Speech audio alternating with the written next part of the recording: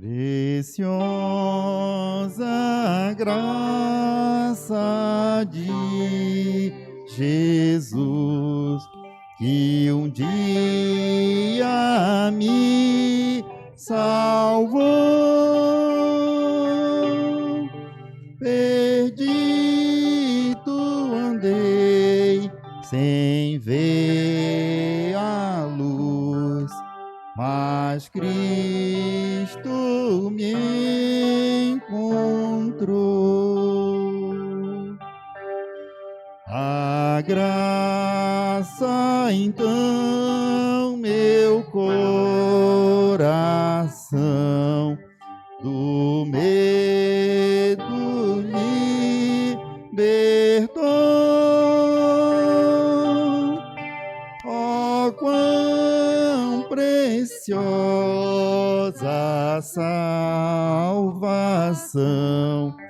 a graça me otorgou. Promessas deu meu Salvador, e nele eu posso crer. É meu refúgio e protetor em todo o meu viver. Perigos mil atravessei e a graça me valeu. Eu são e salvo agora irei ao santo lar do céu. Amém, irmãos.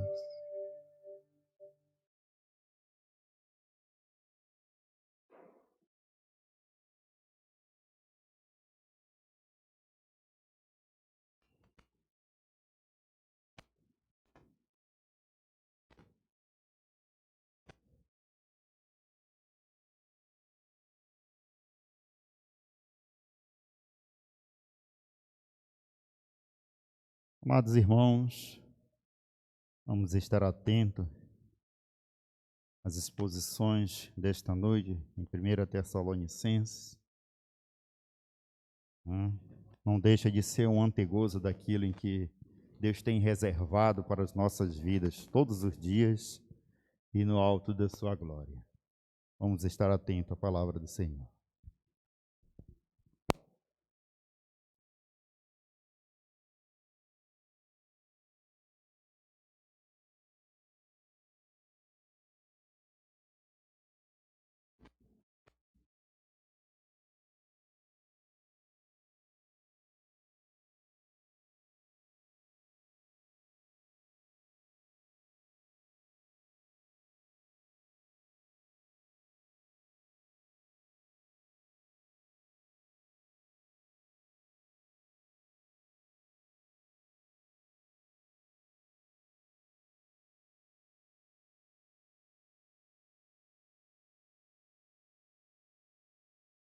Alô, som. Som. Alô, som. 1, 2, som. Somente um pouquinho, irmãos, né? Som. Som. Alô, som. Som. Som. Alô, som. Boa noite, irmãos. Graça e paz aos remidos pelo Evangelho de Cristo. Irmãos, vamos hoje chegar ao verso 12 do capítulo 1. Estamos vendo a apologia do apóstolo Paulo e já estamos na 5ª exposição do capítulo 2, irmãos, porque estamos vendo detalhadamente este assunto. Eu vou pedir para os irmãos abrirem suas Bíblias na primeira carta do apóstolo Paulo aos Tessalonicenses, capítulo 2, versos... Desta feita leremos os versos de 1 a 12, irmãos. Peço que os irmãos se coloquem em pé à medida que acharem o referido texto, tá? Tessalonicenses, capítulo 1 aos Tessalonicenses, capítulo 2, versos de 1 a 12, irmãos.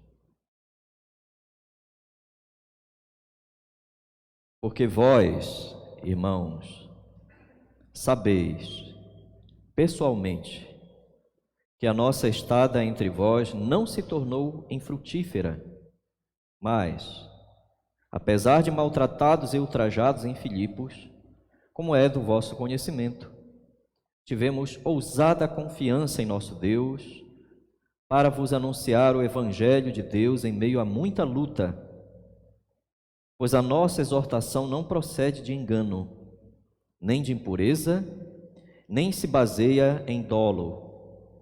Pelo contrário, visto que fomos aprovados por Deus, a ponto de nos confiar Ele o Evangelho, assim falamos, não para que agrademos a homens, e sim a Deus, que prova o nosso coração.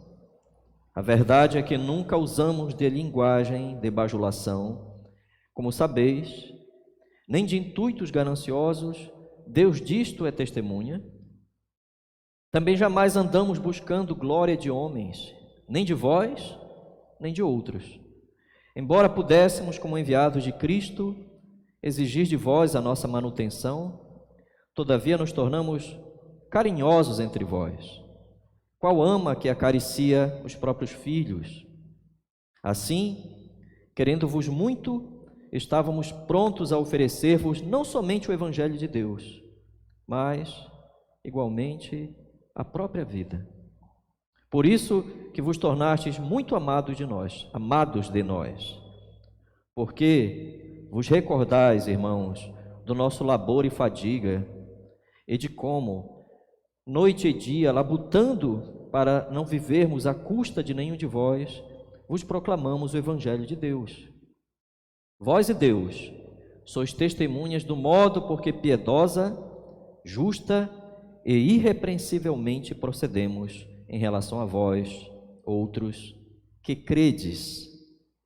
E sabeis ainda de que maneira, como um pai a seus filhos, a cada um de vós, exortamos, consolamos e admoestamos, para viverdes do modo digno de Deus, que vos chama para o seu reino e glória. Amém, irmãos? Ainda em pé, oremos mais uma vez ao Senhor. Senhor nosso Deus, Deus de eterna glória, Deus da graça bendita que salva, que mantém, que sustenta todos os que são teus, Senhor. A tua glória é bendita em nossa salvação. Bendito seja o nome do Senhor que ultrapassa todo bem-dizer. Bendito seja o nome da tua glória que ultrapassa todo louvor, Senhor.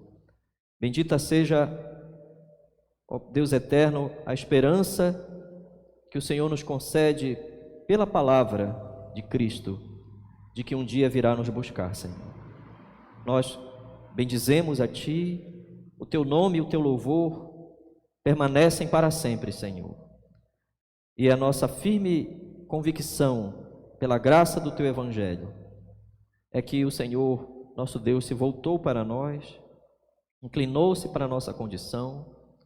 Estando nós mortos em nossos delitos e pecados, o Senhor nos deu vida.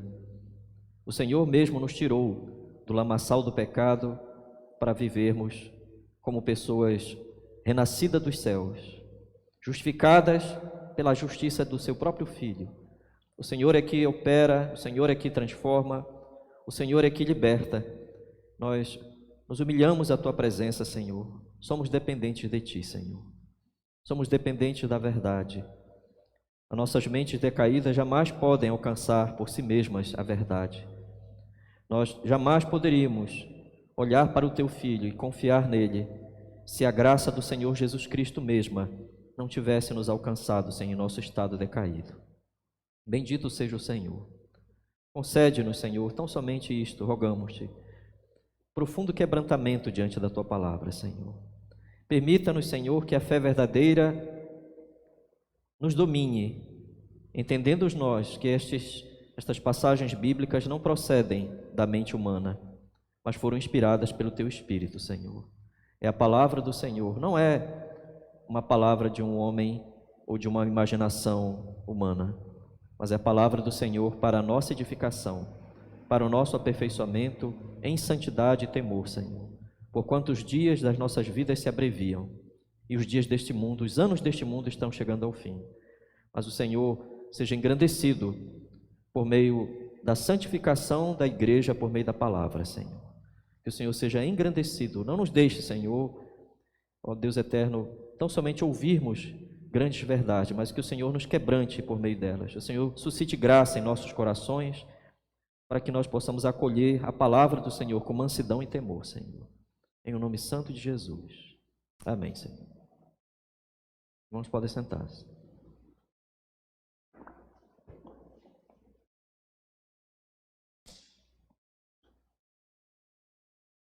Meus irmãos, deixem por favor abertas suas Bíblias na passagem.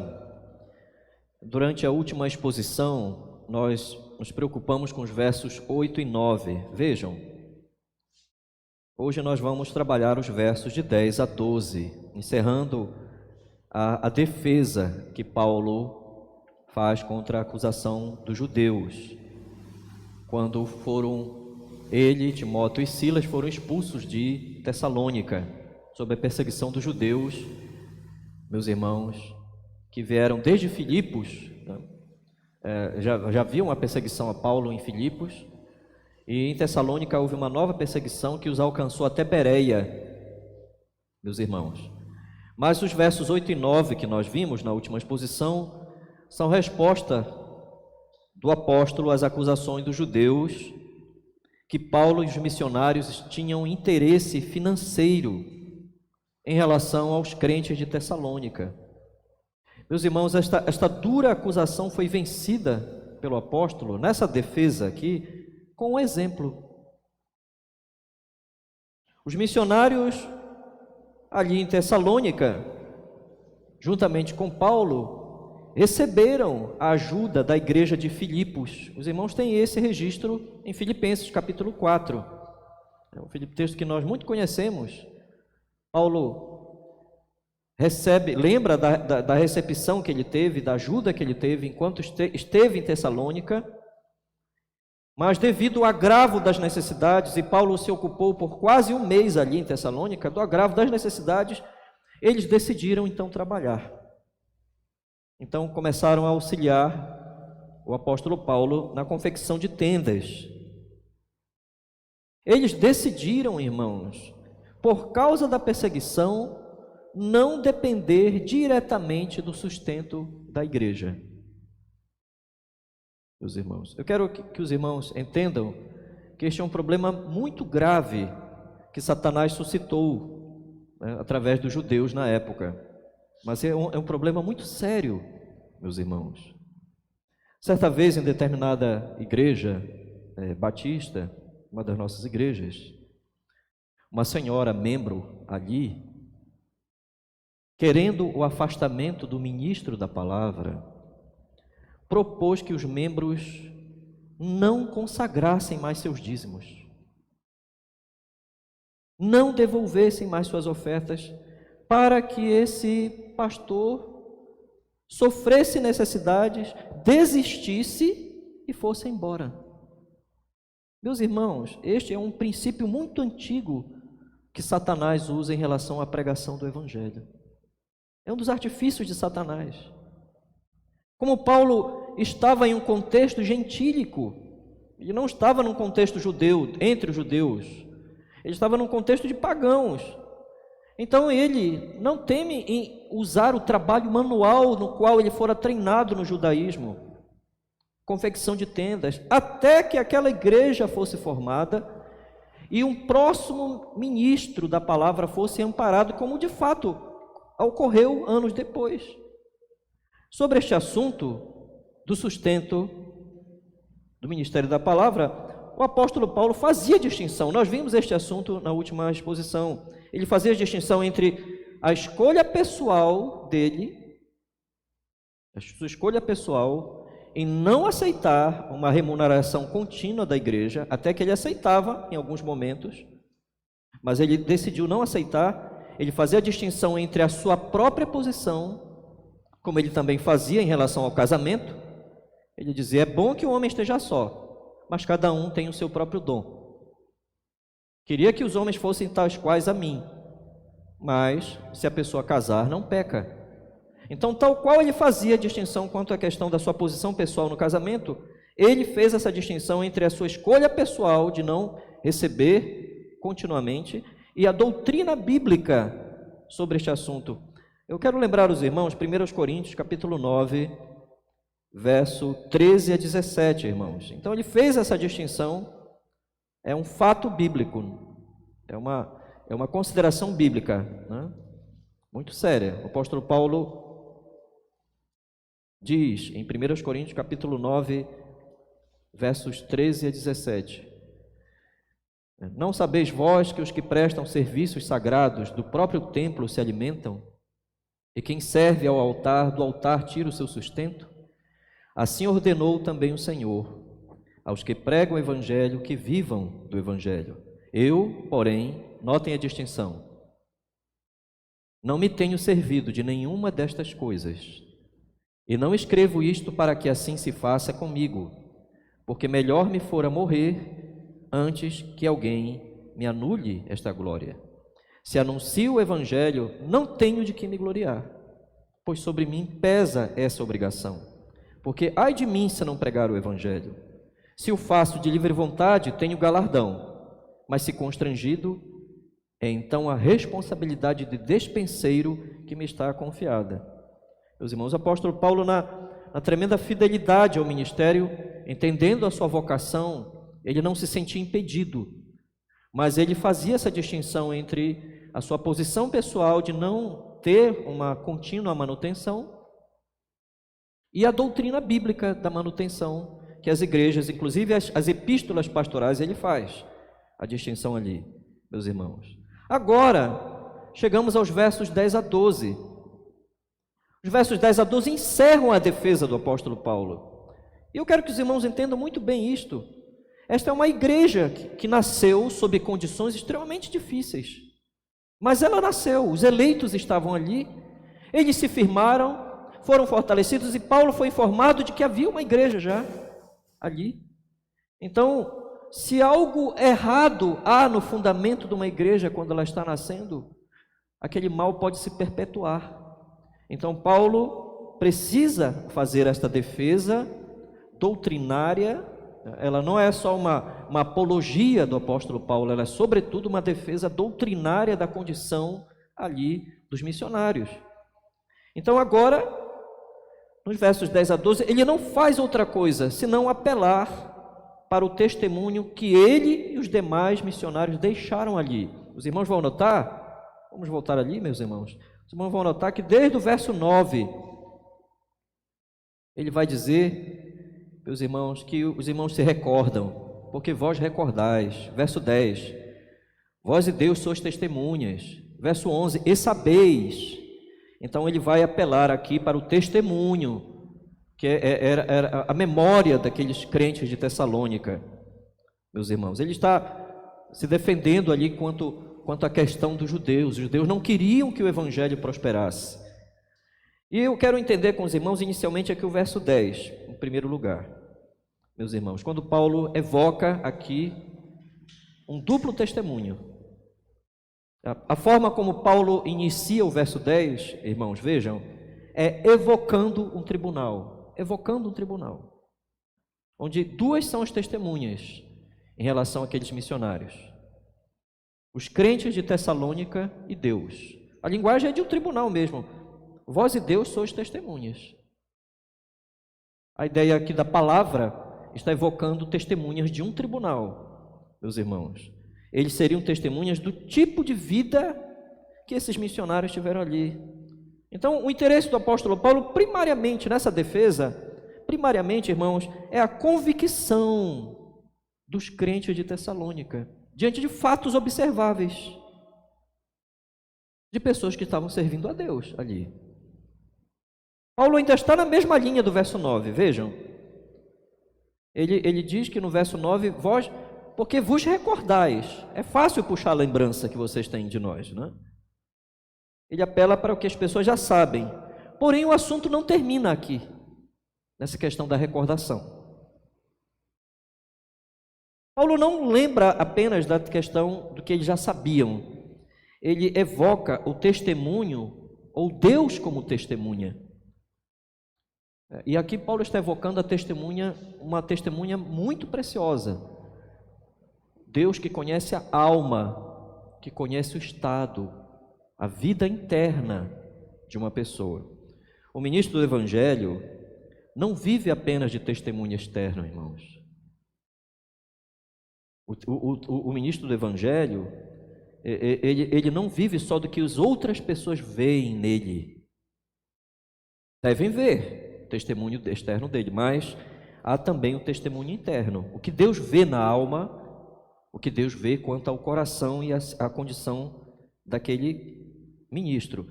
Então, as três palavras usadas aqui, vamos para o verso 10, irmãos, descrevem o comportamento.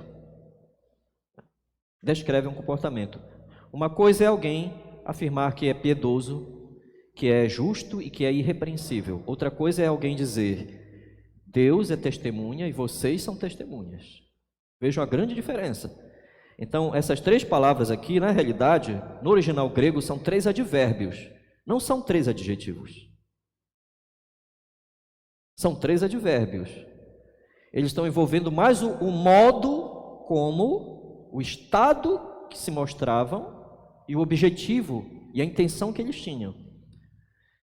Qual é a diferença aqui entre ser um advérbio e ser um adjetivo? O apóstolo Paulo possuía um comportamento correto e adequado em relação àqueles irmãos que haviam nascido de novo há pouco tempo, que eram crentes novos. Vejam como termina o texto. A vós outros que credes.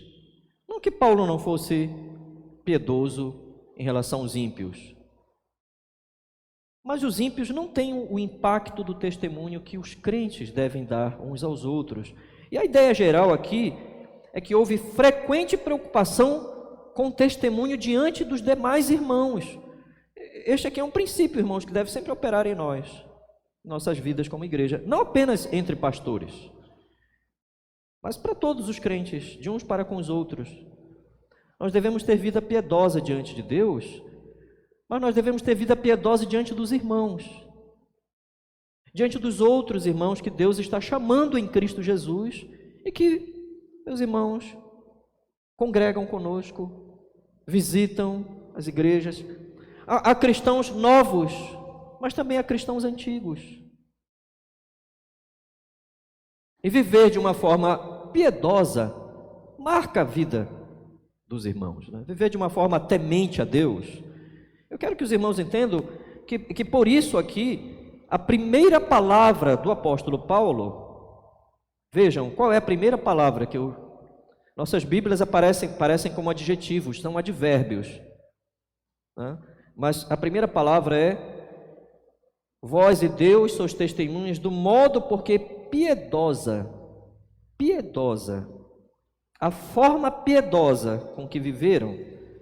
A palavra aparece aqui uma única vez no Novo Testamento grego, é hosios. A palavra significa a necessidade de uma pessoa viver de um modo que agrade a Deus.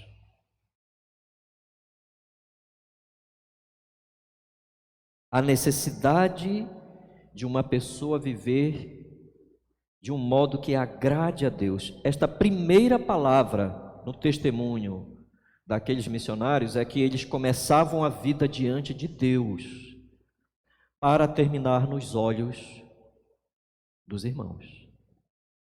É importante isto. A vida piedosa não começa na frente das pessoas. A vida piedosa começa na vida pessoal.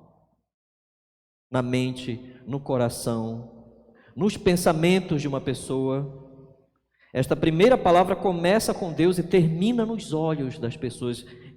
Quão necessário é que, em primeiro lugar, sendo um pastor ou sendo um crente, um membro da igreja, em primeiro lugar, primeiramente, quão necessário é que um homem queira agradar a Deus. Ele tenha uma vida piedosa, ele tenha um intuito, o desejo de agradar a Deus.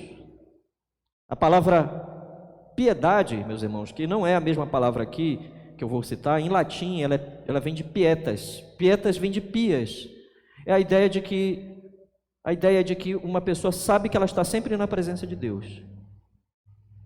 Por isso que ela teme, honra, e sabe que Deus conhece seus pensamentos, sabe que Deus conhece as intenções da sua vida, então ela teme a Deus. Meus irmãos, Calvino entendeu a piedade.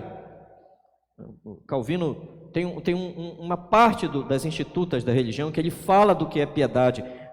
Calvino entendeu piedade como um culto espiritual a Deus que se encontra unicamente na consciência íntegra.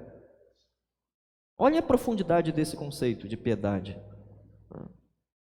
Um culto a Deus, um culto espiritual a Deus que se encontra unicamente na consciência íntegra. O cuidado que uma pessoa tem de estar diante de Deus, em primeiro lugar, acima de tudo, de qualquer coisa. Um homem piedoso é aquele que tem, sobretudo, cuidado da sua vida interna diante de Deus. Não só das suas ações externas.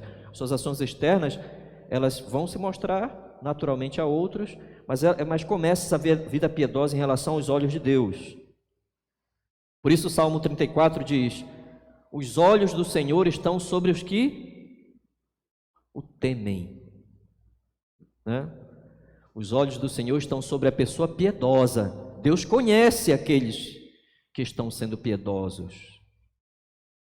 E, meus irmãos, começa com o temor de Deus na alma, o temor que é devido a Deus, diante de quem se toma a consciência da presença constante de Deus em todas as coisas. Não é à toa, irmãos, que a primeira palavra é esta. Essa palavra qualifica o comportamento de uma pessoa. A segunda palavra, vejam, é justa, né? Modo justo ou justamente, tá?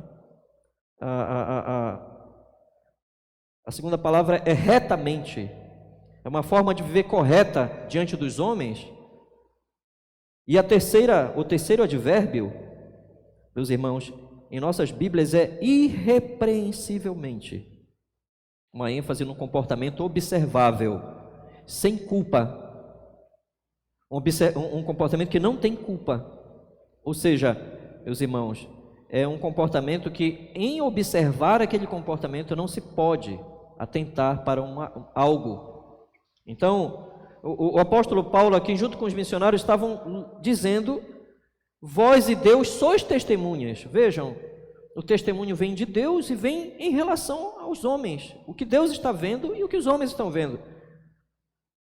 Então, meus irmãos, nós vamos para os versos 11 e 12. O zelo na pregação, no ensino, no acompanhamento pastoral, aqui, o apóstolo, ainda na mesma linha de sois testemunhas, do verso 10, agora ele diz: e sabeis. O que diferencia aqui? O que eles deveriam lembrar? O que eles sabiam? Eles sabiam como biblicamente o apóstolo tratou, e aqueles missionários com ele trataram as pessoas individualmente, biblicamente. Envolvia a pregação, mas também envolvia o cuidado pessoal. Como? Vejam a expressão, a cada um de vós. A cada um de vós. A natureza individual do trabalho pastoral ali. Irmãos, é muito necessário, voltemos ao verso 10, é muito necessário que compreendamos aqui essa relação que o apóstolo Paulo faz com o exemplo e o trabalho pastoral. A diferença entre um crente e um pastor serem piedosos, como nós vemos no verso 10, a diferença é que um ministro da palavra tem o ofício. Ele tem de lidar com cada crente individual. Um irmão pode chamar o outro à exortação, isso é bíblico, meus irmãos, mas o cuidado com a alma pertence ao ofício pastoral. Então, por causa disso, meus irmãos, Paulo não fica só no exemplo, na lembrança do exemplo, verso 10. Ele agora lembra como ele tratou em termos de pregação, aconselhamento e exortação. Então, meus irmãos, Paulo vai usar uma metáfora aqui. Ele já usou várias metáforas, pelo menos 2 metáforas aqui no verso 7. Mas ele vai usar mais uma para encerrar a ideia do ministério da palavra. O ministério da palavra é tão cheio de minúcias que Paulo já havia ilustrado esse ofício. Vamos lá para o verso 7 e 8, irmãos, lembrando. Ele já havia ilustrado que o ministério da palavra pode ser considerado como um ministério de uma mãe, uma ama, uma babá, que está pronta a desgastar-se, principalmente pelos seus filhos. A babá é aquela que, por dinheiro, ela vai tratar do filho dos outros. Mas aqui Paulo está dizendo que eles foram qual uma ama que acaricia, que cuida dos próprios filhos. Então, a primeira metáfora do ministério pastoral aqui, fora a metáfora da criança inocente, que nós usamos outro manuscrito aqui, em relação ao verso 7, a metáfora da mãe é que a mãe está sempre pronta para desgastar-se. Paulo ilustrou isso quanto ao ministério da palavra, ministério pastoral. As mães se desgastam no cuidado, mas agora Paulo utiliza a metáfora do pai. As mães se desgastam no cuidado, mas o pai é decisivo. Os homens são decisivos, porque eles não podem ser omissos. Os pais têm que chamar, exortar, corrigir os filhos. Muitas vezes o pai tem que repreender o filho. Muitas vezes o pai tem que consolar o filho, encorajar o filho. Mas o pai não pode ser omisso. Ele não pode ser omisso. E nós temos essa ideia aqui, é muito forte, aplicada ao ministério pastoral. Se em nossos lares nós vemos nossos filhos se perdendo, mas nós não fazemos nada, é porque nós não os amamos. Nós não estamos amando esses filhos. Nós temos uma relação outra com eles que não é amor. Porque, por exemplo, no caso do pai aqui, ele tem de operar como é o ofício dele. O trabalho pastoral é como, o apóstolo Paulo está dizendo aqui, como um pai. Envolve uma série de cuidados como um pai tem em relação aos seus filhos. O ministério da palavra tem que demonstrar o interesse pelos crentes, os quais ele supervisiona, porque envolve aqui como que um mesmo interesse de um pai. Ele não tem somente o desgaste de uma mãe, mas ele também tem o ofício de pai.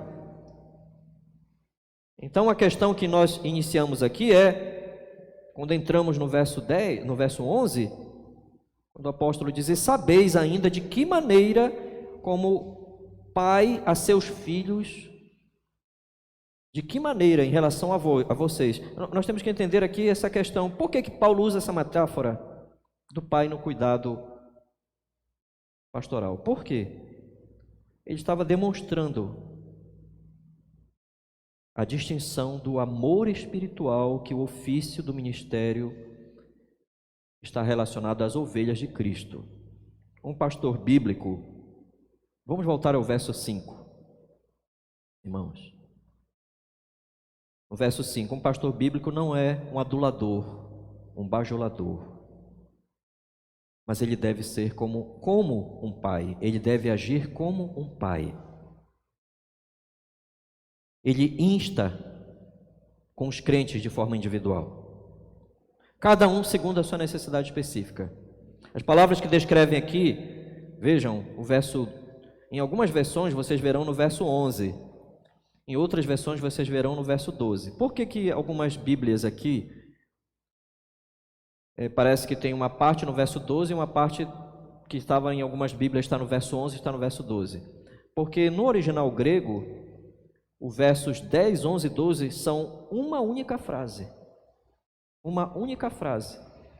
Então, os manuscritos gregos nem sempre vêm com a subdivisão como nós temos. Então, depende do manuscrito. Aqui, na minha Bíblia, no verso 12, essas três palavras aqui, irmãos, da ação de um pai: exortamos, consolamos e admoestamos, como um pai. Essas três palavras estão sobrepostas. Elas estão sobrepostas.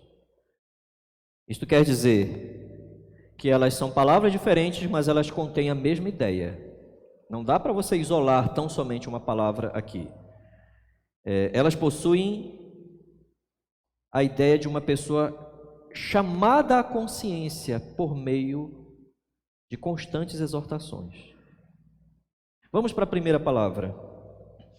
Como um pai, o apóstolo Paulo e os missionários exortaram. E sabeis ainda de que maneira, como um pai a seus filhos, a cada um de vós exortamos. Essa primeira palavra demonstra que o ministério da pregação e do ensino, irmão, não é um simples meio de conhecimento, mas é um meio de um crente ser chamado. A ideia aqui é de alguém chamado para uma determinada linha, né? Voltar àquela linha que todos os verdadeiros crentes têm que estar. Então, essa ideia aqui de um pastor como um pai, chamar para a linha onde todos estão, os que são salvos, meus irmãos. As duas últimas palavras, olhem nas suas Bíblias. Meus irmãos, nas nossas versões está consolamos e admoestamos. No original, meus irmãos, a ideia não é em geral isto. Meus irmãos, em geral é admoestar e insistir. Paulo não somente exortava, ele admoestava. Nas nossas Bíblias, essa palavra está sendo traduzida aqui por consolamos, mas não é a ideia que prevalece aqui. É verdade que um pastor, o ministério da palavra tem que consolar, confortar, é verdade isto, mas a ideia aqui, por causa das duas outras palavras, ela está dando uma ideia de uma admoestação espiritual. Admoestação espiritual. Nunca confunda o pastor da sua igreja com um psicólogo. Jamais confunda o pastor com um psicólogo. O pastor tem que ter um cuidado de uma admoestação que é espiritual. Muitas vezes, o melhor encorajamento que o ministério da palavra dá a um crente é que ele necessita consertar a sua vida com Deus. É o melhor consolo. E a melhor admoestação é esta, que uma pessoa conserte a vida com Deus, que ela corrija a sua vida de viver diante de Deus. Por último, vejam a outra palavra, no original grego, marturomenoi. A última palavra nas nossas Bíblias é traduzida por admoestamos. Eu prefiro a tradução original da palavra, que é insistir. Todo ministério pastoral, à luz das Escrituras, como Paulo nos ensina aqui, tem de ser insistente. Insistente com a condição de cada crente, quando o crente não está avançando na vida cristã, não está avançando na vida de santidade, ele está em algum nível retrocedendo.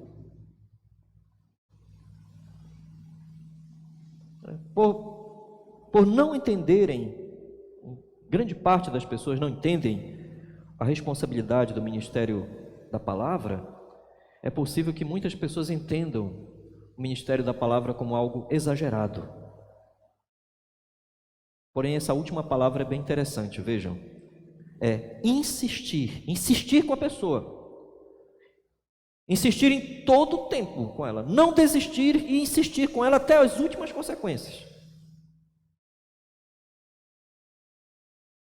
Alguém já fez uma tradução, meus irmãos, um grande exegeta bíblico traduziu assim essa última palavra: implorar solenemente. O que um ministério pastoral faz? Implorar solenemente. Os crentes de Tessalônica sabiam quanto Paulo, Silas e Timóteo imploravam a eles para ouvir a palavra, para serem quebrantados, para permanecerem na verdade, para continuarem na vida cristã. E corretamente aplicado aqui, meus irmãos, este ensino, essas três palavras aqui, exortamos, consolamos e admoestamos, aqui, para viver de modo digno de Deus, que vos chama para o seu reino e glória. Essas três palavras aqui, irmãos, aplicada, é como se nós pudéssemos dizer aqui, é como se Paulo estivesse dizendo: nós pedimos tanto por encorajamento, tanto por exortações, quanto por solene insistência, que vocês caminhem em direção ao chamado de Deus.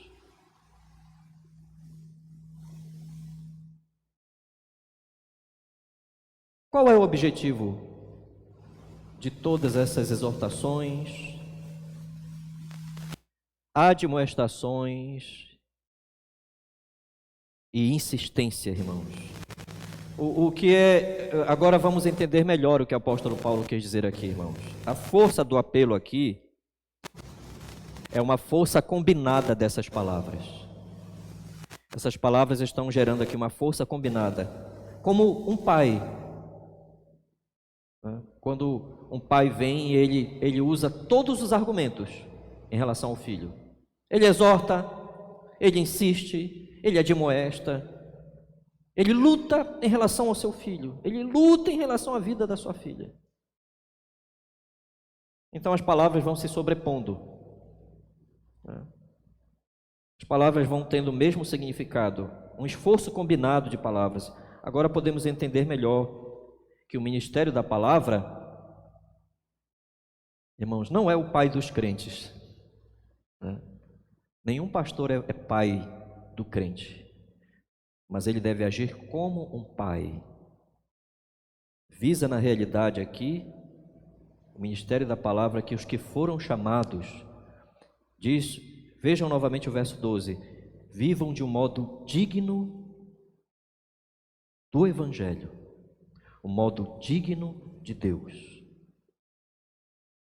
O cuidado está relacionado à alma de um crente, que é o grande objeto de cuidado de um pastor.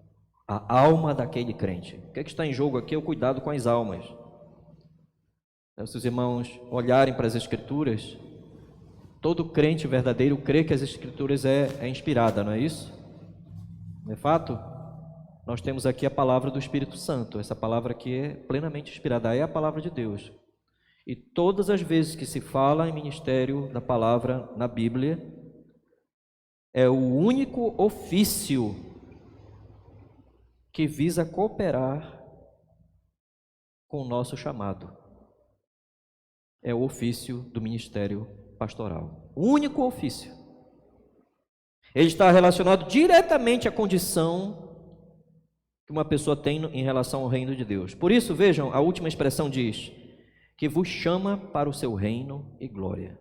Não é só uma pessoa que como ela está andando aqui, a forma de viver que ela está tendo, que é objeto do ministério pastoral, ministério da palavra, não. Meus irmãos, esta última expressão declara, meus irmãos aqui, observem, ela está no tempo presente, que vos chama. A ênfase é a natureza contínua do chamado do crente. Crentes que são chamados pelo Evangelho precisam permanecer, perseverar, para que sejam confirmados como pessoas que pertencem realmente ao reino de Deus, para que Deus seja glorificado por meio deste Evangelho. Então, meus irmãos, observe que esta frase está no presente, que vos chama. Qual é a verdade do seu chamado? Qual é a verdade do seu chamado? Se ele é eficaz, o seu chamado, dará ouvidos, você dará ouvidos, aprenderá a dar ouvidos às exortações, ao ensino, às demonstrações, porque elas têm a ver com o chamado. As exortações, as admoestações bíblicas, as pregações, o ensino, o aconselhamento, tem a ver com o chamado da pessoa. Por isso eu digo, não confunda um pastor com um psicólogo. O pastor tem a ver com o chamado da pessoa. A palavra digno aqui é bem interessante, irmãos. Vejam, para viver de um modo digno de Deus, que vos chama para o seu reino e glória. Digno aqui, no original grego, axios. A palavra tem origem aqui no equilíbrio de uma balança. O equilíbrio de uma balança. Aquelas balanças antigas que os irmãos alguns talvez aqui mais velhos tenham noção, né? Não sei os mais jovens. Aquelas balanças antigas que tem que ter um peso, né? E colocar um outro peso para que elas fiquem equilibradas, para elas poderem dar a medida certa. Então, é essa a ideia aqui. Digno vem, meus irmãos, de um equilíbrio correspondente, que as coisas estão se correspondendo. Então, a exortação, a admoestação e a insistência do ministério da palavra é para que crentes, pessoas que professam a fé cristã, vivam um equilíbrio no seu chamado, de que esse chamado está sendo eficaz. No caso, meus irmãos, Paulo usou esta palavra para indicar que o ministério da palavra visa ajudar, cooperar, equilibrar o chamado de uma pessoa no Evangelho. Então encerramos aqui, irmãos, essa tão gloriosa apologia do apóstolo Paulo. Eu quero encerrar com 3 lições, irmãos, bem básicas aqui deste assunto.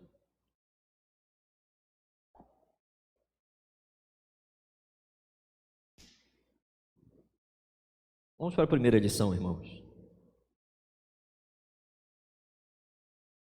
O testemunho do ministério pastoral deve ser externo, mas também interno. O testemunho do ministério pastoral deverá ser externo, mas também interno. O que significa isto? É que a piedade externa é alimentada pela piedade interna. Nós temos que compreender isso aqui como o apóstolo Paulo fala em termos práticos. Meus irmãos, que o conhecimento que Deus possui e o conhecimento que a igreja possui do ministério da palavra correspondem-se entre si. Todo pastor deve prezar por uma piedade prática. Isto é, uma piedade que sirva de testemunho a outras pessoas. Então, meus irmãos, biblicamente, não existe a ideia de que um pastor viva como ele quer. Ele viva da forma que ele quer, né? Como um profissional, como um médico ou qualquer outro que tenha um certo comportamento no consultório, mas fora ele tem outro completamente à parte da vida. Meus irmãos, isto não corresponde ao ministério da palavra. O pastor tem que ter um comportamento exemplar, uma vida piedosa diante dos irmãos, mas, meus irmãos, isso não é tudo. O apóstolo Paulo, por exemplo, queria chamar a atenção para si.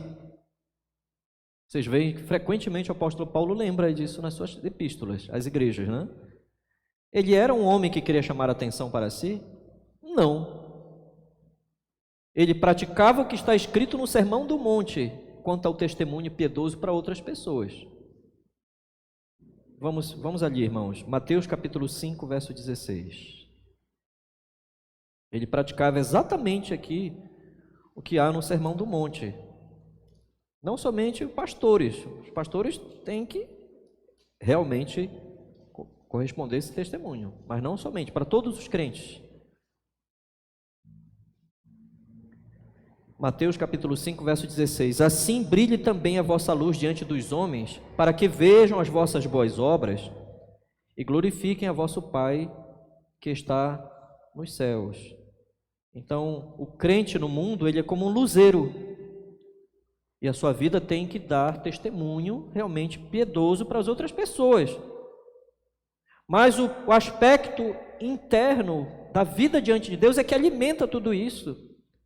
Se você for um crente piedoso diante do Senhor, se eu for um crente piedoso diante do Senhor, todavia, será impossível que as pessoas não notem, não observem, que é um conhecimento experimental de Deus na nossa alma, que nós estamos experimentando Deus na alma. É a piedade interna que alimenta a piedade externa. A piedade interna alimenta a piedade externa.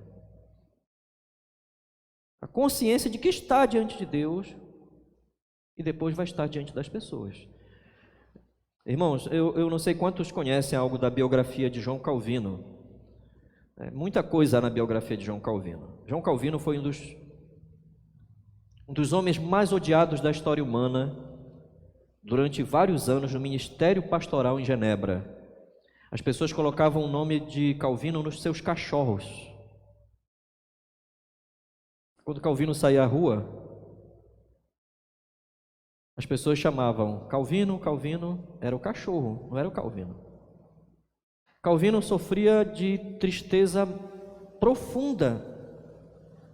Há escritos de Calvino que ele diz que ele preferia estar em qualquer outro lugar do mundo. Ele não conseguia, às vezes, levantar. Ele não queria levantar da cama para ir à igreja.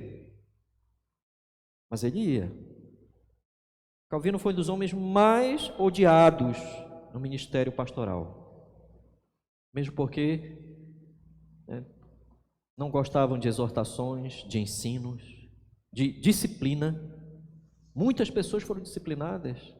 Muitas pessoas tinham uma vida na prostituição, uma vida no engano, no roubo, e elas vinham para a igreja, queriam cear. Por isso os irmãos veem uma foto de Calvino, um quadro famoso de Calvino, é ele em Genebra, segurando a ceia, e uma das mãos ele segura a ceia e outra mão ele impede as pessoas, porque ele rejeitava que qualquer um participasse da ceia do Senhor.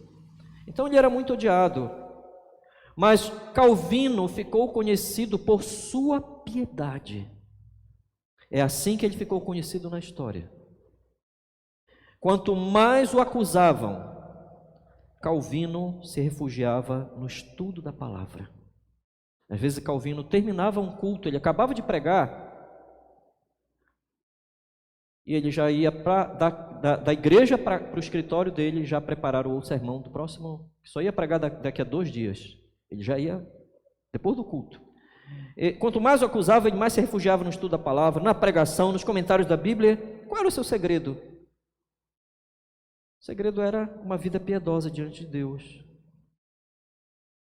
Primeiro, ter uma vida piedosa diante de Deus, e que ela reflita na vida diante das pessoas. Há uma oração que Calvino, muitas pessoas não conhecem a história de Calvino, mas há uma oração que muita gente conhece de Calvino. Uma breve oração sobre isto. Ele disse: eu ofereço a ti meu coração, ó Senhor, pronta e sinceramente. eu ofereço a Ti meu coração, ó Senhor, pronta e sinceramente. É esse o testemunho do apóstolo Paulo, de Silas e de Timóteo. Eles ofereciam o coração a Deus antes de oferecê-lo às pessoas. Vamos para a segunda lição, irmãos. O ofício pastoral visa o aperfeiçoamento dos salvos para que andem como filhos de Deus. O ofício pastoral visa o aperfeiçoamento dos salvos para que andem como filhos de Deus.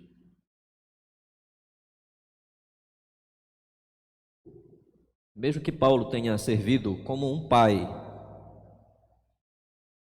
todo pastor é um pai substituto.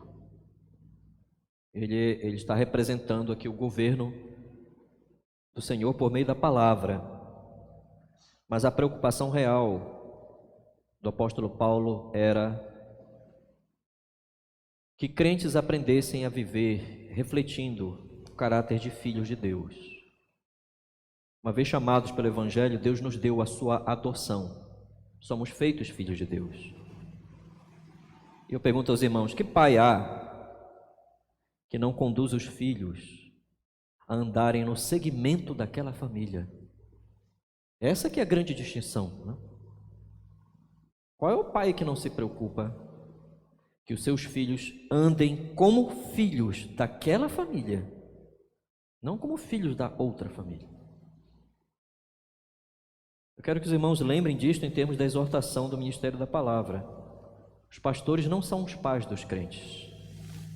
É errado quando um pastor quer assumir a posição de pai de um crente. O que se está dizendo aqui, meus irmãos, é que nenhum pastor é responsável pela salvação, nenhum pastor opera a salvação de um outro pecador como ele mesmo é. A mensagem do apóstolo Paulo aqui, todavia, nos ensina que o ofício pastoral serve-nos no sentido de que crentes sejam aperfeiçoados,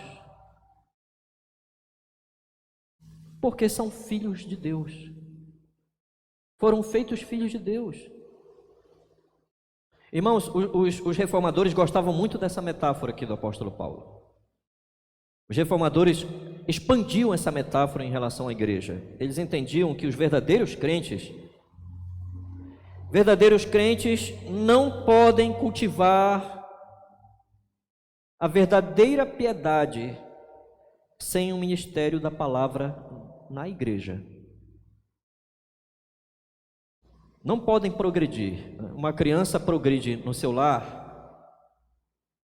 da infância para a adolescência, não é isto? Da adolescência para a juventude, não é isto? E da juventude para a vida adulta, não é isto? Mas para que ela progrida, é preciso que haja todo um ensino dentro de casa acompanhando essa progressão. Então, meus irmãos, os reformadores diziam que mesmo os crentes verdadeiros não podem progredir da infância espiritual para a adolescência espiritual, para a juventude espiritual e para a maturidade em Cristo, sem o ministério da palavra, a doutrina bíblica sendo aplicada. O trabalho espiritual para o aperfeiçoamento da alma envolve a difícil tarefa, por exemplo, de exortar, como um pai exorta dentro de casa, admoestar, insistir, com respeito ao chamado daquela pessoa, que o que importa é o chamado dela em relação ao Evangelho, é a relação dela com esse chamado, meus irmãos. Então, o ofício pastoral visa o aperfeiçoamento dos salvos em relação a isto. E eu quero encerrar com a terceira e última lição tão evidente nesse texto, irmãos. O objetivo final do ministério da palavra na igreja, né? Qual é o objetivo final? Para que os que professam a Cristo não fracassem neste chamado, não fracassem. Eu quero atentar para a última expressão do verso 12, irmãos, novamente. como Paulo conclui, todo arrazoado, né? Tudo que ele havia dito, ele conclui aqui exatamente com essa última expressão, que vos chama para o seu reino e glória. Qual é a razão do ministério da palavra numa igreja? Irmãos, que o governo de Deus, por meio da palavra, esteja tratando com o chamado daquele crente.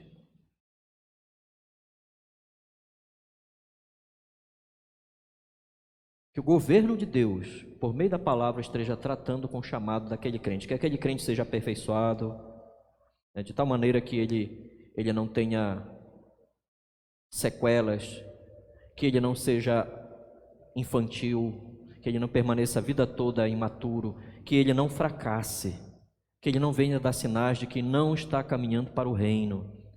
Meus irmãos, como o apóstolo Paulo bem coloca aqui, irmãos, exortações, admoestações bíblicas são um meio determinado por Cristo para com os que são chamados para que não fracassem. Quem fracassará? Quem fracassará são os réprobos, aqueles que não pertencem ao reino de Deus. Eles não aceitarão essas coisas bíblicas. Eles verão a igreja de uma outra forma. Verão a igreja como um grupo, né, em que todos se sentem bem, cada um vive como quer, meus irmãos. Mas uma vez que a palavra tenha vindo até nós, uma vez que o chamado do Senhor é real, o que Paulo está nos dizendo? Nós precisamos reagir como filhos de Deus. Então a pergunta esta noite é: como é que nós estamos reagindo, irmãos, ao seu chamado? Ao chamado da palavra, para que nós sejamos confirmados. Oh, meus irmãos, nós olhamos tanto para o pregador, quando nós devemos olhar para a palavra, porque a palavra vem do Senhor, não vem do pregador. O ministério pastoral é apenas um meio determinado pelo Senhor, para que Ele demonstre o seu cuidado conosco, por sua santa palavra. É sua santa palavra que vai tratar conosco, nos exortar, nos admoestar, insistir conosco. Todos os homens estão caminhando para a eternidade. Dia após dia nós estamos caminhando, mas apenas os que pertencem ao reino de Deus acolherão a palavra de Deus. Culto após culto, exortação após exortação, doutrina após doutrina, pois estão caminhando, os que são de Cristo estão caminhando para um glorioso reino, como o apóstolo Paulo coloca aqui, que vos chama para o seu reino e glória.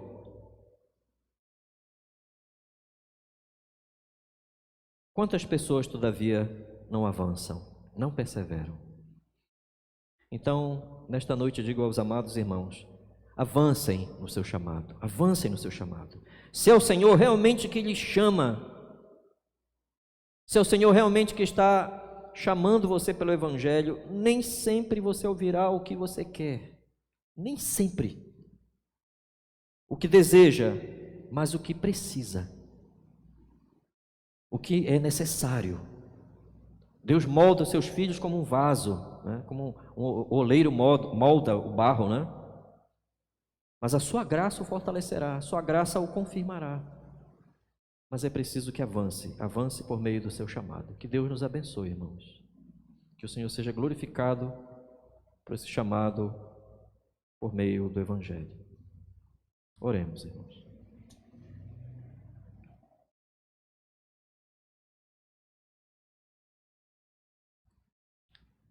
Senhor nosso Deus, Deus eterno, Deus digno de toda honra e glória em nossa salvação, Senhor, em nosso chamado pelo Evangelho da Graça. Que o Senhor seja bendito para sempre. Tu és tudo para nós, Senhor. A Tua graça é toda a nossa herança em nossa salvação, Senhor.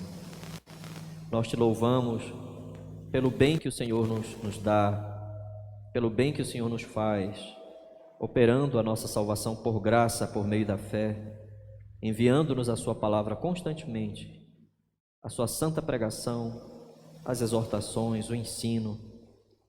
Que o Senhor nos abençoe com uma vida piedosa, tanto pastores quanto ovelhas, Senhor. Uma vida piedosa, sobretudo na Tua presença, Senhor. Que nós vivamos, sobretudo, diante do Senhor, amando o Senhor, temendo o Senhor, sabendo que nós estamos diante da Tua presença, Senhor. Sobre todas as coisas, é na Tua presença que vivemos, Senhor. Mas também, Senhor, vivendo na presença um dos outros. Que o Senhor nos abençoe, que nosso testemunho diante de um dos outros cresça para a Tua honra e glória, Senhor. Que nós sejamos como crentes que estão avançando no Teu chamado e que o santo ministério da palavra, Senhor, prevaleça sobre esta igreja para aperfeiçoamento dos santos, para a obra do ministério, Senhor. Que a Tua santa palavra, ó Deus eterno, aperfeiçoe os que pertencem ao Teu reino, Senhor. Que os Teus filhos, diz a Tua palavra, sempre ouvirão a voz do Supremo Pastor através da pregação, Senhor. O Senhor Jesus Cristo, que chama as suas ovelhas, e Ele mesmo declarou que elas ouvirão a sua voz e o seguirão.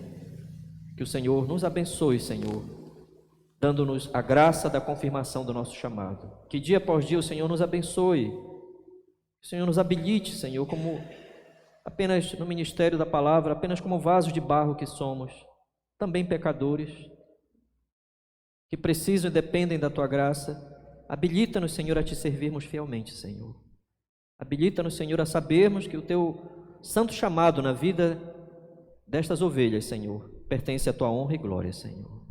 E que o Senhor seja engrandecido, que todos que pertencem ao Teu reino sejam confirmados, sejam estabelecidos, vivificados, transformados, edificados, Senhor.